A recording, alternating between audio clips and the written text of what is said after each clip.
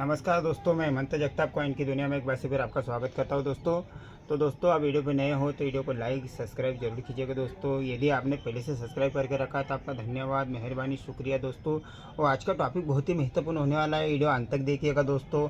आज का टॉपिक भी बहुत महत्वपूर्ण है आपके लिए। तो दोस्तों, ये फेयर स्टील के एक 3 सिक्के का टॉपिक है दोस्तों। ये सिक्का एक 4.5 ग्राम का है, 4 ग्राम और 85 ग्राम में। तो ये 4.5 ग्राम का सिक्का है दोस्तों, फेयर स्टील का सिक्का है। तो भारत इंडिया देवनागरी में, हिंदी इंग्लिश में 1 रुपीस। अशोक स्तंभ के नीचे सत्य में जेते के नीचे डेनोमिनेशन 1 रुपये दिया गया है। और ये इसका रिवर्स साइड है दोस्तों। ये संत त्रिवेश्वर का एक 1 रुपये का कॉइन है दोस्तों, सन 1995। और उसके साइड में, ठीक साइड में एक डेनोमिनेशन दी गई है।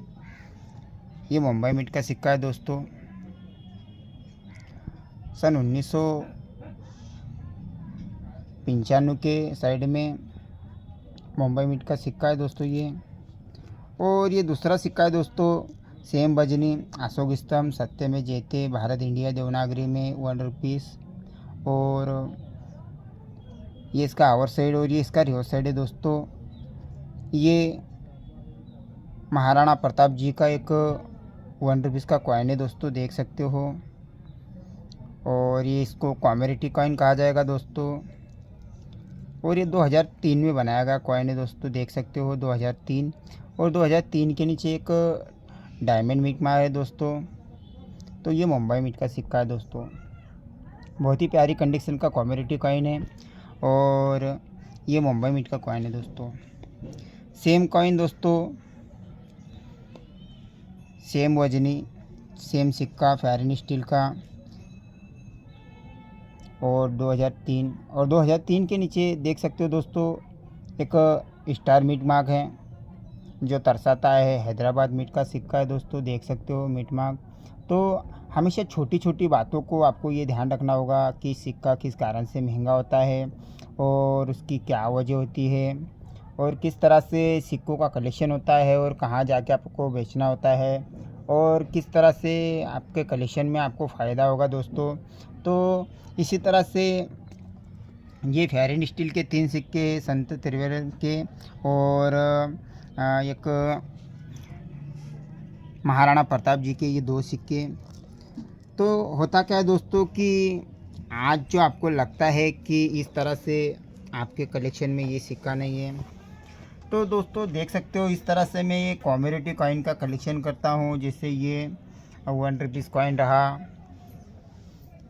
2 रुपीस कॉइन, इसमें जैसे कि 2 रुपये के सिक्के, कॉमोडिटी सिक्के। और ये कापर निकल के जो सिक्के होते हैं दोस्तों, इसमें बहुत ही महंगे सिक्के होते हैं। फिर जैसे कि ये कॉमोडिटी कॉइन हुए, पैसे के सिक्के, 5 रुपये के सिक्के।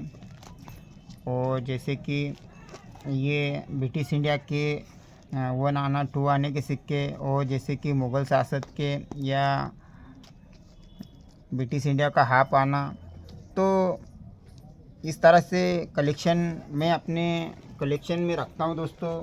लेकिन दोस्तों, मैं तो आपको यही राय दूंगा कि आप एक ही थंबनेल पे और एक ही तरह का कलेक्शन कीजिए दोस्तों। उससे क्या होगा कि आपको कलेक्शन करने में आसानी होगी और आपका कलेक्शन पूरा होगा। कैसे कि आप एक ही थंबनेल पे करेंगे, जैसे कि एक कॉमोडिटी कॉइन कर रहे हो तो कॉमोडिटी कॉइन में सारे कॉइन कॉमोडिटी इकट्ठे कीजिए, जिसमें कापर निकल का 1 रुपया, 2 रुपये, इस प्रकार के रिपब्लिक इंडिया का कलेक्शन करना अगर चाहते हो तो एक ही थंबनेल पे तो जहाँ जाके आपका कलेक्शन पूरा होगा दोस्तों। और उसमें आपको ऐसा लगेगा नहीं कि इस कलेक्शन में जैसे जैसे आपको लगेगा कि इस कलेक्शन में ये सिक्का कम है, उस सिक्के को ढूंढिए, उस सिक्के को पूरा कीजिए कलेक्शन को। तो जब जाके आपका कलेक्शन पूरा होगा फिर आपको लगेगा कि इसमें प्रॉफिट भी कम लगा है और कलेक्शन बहुत ही महंगा हो गया है। लोग क्या करते हैं कि कुछ नोट ले लिए, समझो किस प्रकार के नोट ले लिए, या रिपब्लिक इंडिया के कुछ थोड़े ले लिए, मुग़लों के थोड़े ले लिए। तो उससे क्या होता है कि उनको हो जाता है कि कंपोजिशन की क्या किया जाए, कैसा क्या कहाँ दिमाग लगाया जाए, कुछ भी कलेक्शन पूरा नहीं हो रहा, 2 साल हो गए 3 साल हो गए, ये नहीं हो रहा है वो भी नहीं हो रहा और पैसे बहुत सारे अटक गए हैं। तो इसी तरह से अगर मैं कलेक्शन इसलिए करता हूँ कि मुझे वीडियो बनाना पड़ता है और मैं बाइंग सेलिंग भी हाथों हाथ कर लेता हूँ। जैसे मुझे लगा कि ये सिक्के की मुझे बाइंग सेलिंग करना चाहिए तो उस तरह से मैं बाइंग सेलिंग भी कर देता हूँ। तो आप कलेक्शन इस तरह से कीजिए, हो सकता है कि आपको रिपब्लिक इंडिया में जो आपकी 1 रुपये का नोट, 2 रुपये का नोट, 5 रुपये का या 10 रुपये का, तो उस थंबनेल को आप पूरा कीजिए। जैसे कि 786 का नोट हुआ तो उस नोट की कंडक्शन होना चाहिए और कंडक्शन वाला ही नोट हमेशा कलेक्शन में रखना चाहिए दोस्तों, ये मेरी राय आपसे। और फिर 786 का नोट रहा तो किस तरह से नोट होना चाहिए कि जैसे 786 उसके 3 डिजिट के जो नंबर लास्ट वाले 3 नंबर होते हैं तो उस नंबरों में जैसे 3322 या 234 या 7 8 9, इस तरह से अच्छे नंबर अगर 3 नंबर है तो उस नोट की वैल्यू हो जाती है। और दूसरी बात कि निर्भर करता है कि किस गवर्नर का सिग्नेचर किया हुआ नोट है, तो इसके लिए उस 786 की नोट की वैल्यू हो जाती है। या हो सकता है डबल 786 दोस्तों। तो होता क्या है कि 786 का नोट आगे पीछे बीच में उस तरह से नोट डाल देते हैं, तो होता क्या है कि वो नोट 786 का है, चाहे बीच में है या साइड में है, तो हमको तो 786 का नोट मिला, उसकी कुछ वैल्यू नहीं होती है दोस्तों। तो वैल्यू उसी चीज़ की रहेगी जहाँ आप अच्छा कलेक्शन अगर करोगे तो।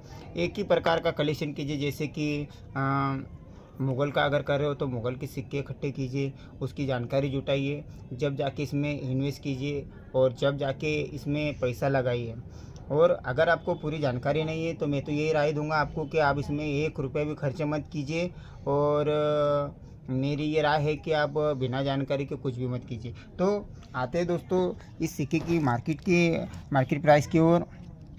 तो ये फाइन कंडीशन में 50 रुपये, वेरी फाइन कंडीशन में 100 रुपये, यदि A1C कंडीशन का सिक्का रहा तो 150 रुपये दोस्तों। और ये 3 मिनट से छपे गए सिक्के हैं, तो ये तीनों ही सिक्के स्केर की सिरनी के हैं। और ये जो दूसरा सिक्का है दोस्तों, एक आगे चल के स्टेमरी तो नहीं कह सकता, लेकिन रेयर तो बिल्कुल होने वाला है। और ये सिक्का मुंबई मिंट का है दोस्तों। तो ये मुंबई मिंट का सिक्का स्केर की सिरनी का सिक्का है, लेकिन ये बहुत ही जल्द रेयर होने वाला है। और इसकी आज ये मार्केट प्राइस फाइन कंडीशन में 500 रुपये, वेरी फाइन में 700 रुपये। यदि सिक्का A1C कंडीशन में रहा तो 1400 से 1500 रुपये में आज भी एग्जीबिशनों में बिक रहा है दोस्तों।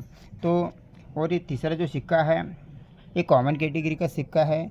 तो इस तरह से आप अपने कलेक्शन में कम्युनिटी कॉइन जो होते हैं इसको आप कलेक्शन में रख सकते हो। ये भी अच्छी आपको प्राइस दे सकता है, जैसे कि फाइन कंडीशन में 100 रुपये, वेरी फाइन में 200 रुपये। और यदि A1C कंडीशन का रहा तो 250 से 300 रुपये इसकी वैल्यू है दोस्तों।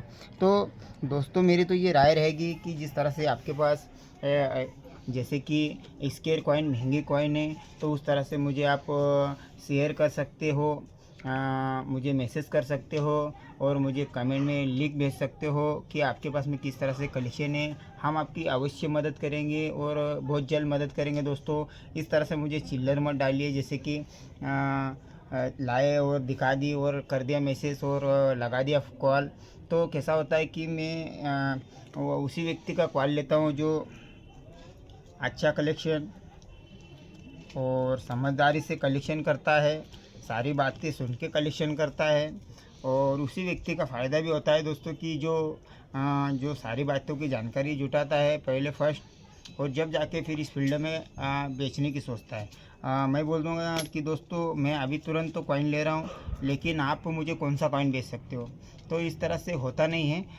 मैं कॉइन ख़रीदता हूँ, बिल्कुल 100% ख़रीदता हूँ, और मैं हर जगह के जहाँ ख़रीदने जाता हूँ उसके वीडियो भी बना के डाल देता हूँ।